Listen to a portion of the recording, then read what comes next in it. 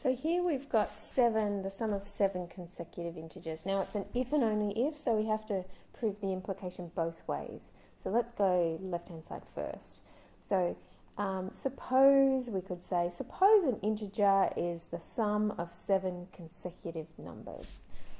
So suppose that's this number, and let's make the integral a, this integer a, the sum of 7 consecutive integers. So let's say n plus 1, n plus 2. So we're summing up 7. So the last one, because we're starting at 1, 2, 3, so the last one's going to be n plus 6, because that'll be the 7th.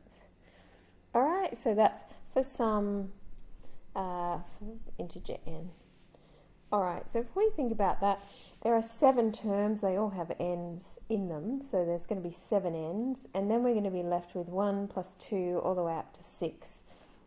You think of it, 1, 2, 3, 4, 5, 6, so that's 7, 7, and 7, 3 7, so that's 21. So remember, we are looking for divisibility by 7, so I know that's what I'm looking for. So we can see we'll get 7 lots of n plus 3, so therefore A is divisible by 7. So that's proving that way, that implication. So in integers, the sum of 7 consecutive integers means that it's divisible by 7. So now we're going to go the other way. So now we're supposing an integer A is divisible by 7. So we're going to start with divisibility by 7. Good one. All right, so we'd say, let A equal 7m for some integral m. And we want to show this time that it's the sum of 7 consecutive integers. So let's break that 7m up. Really, you can see what we're looking for. So we've got like 7 n's, we've got 7 m's here, but we want all the other stuff as well. A nice way to do that is to add and subtract the same thing. So for example, I want to add 0 in total, but I want 7 terms. So if we start at 0, 1, 2, 3, still I have added 0. 4, 5, 6, and 7.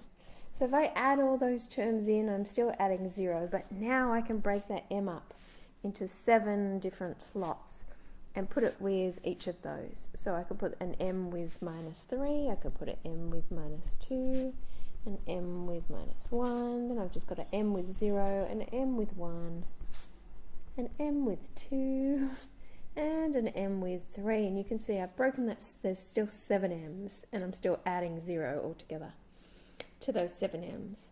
So now you can see m minus 3, m minus 2, m minus 1. So we've got 7 consecutive integers. So A is a sum of 7 consecutive numbers. So now we've proven that way.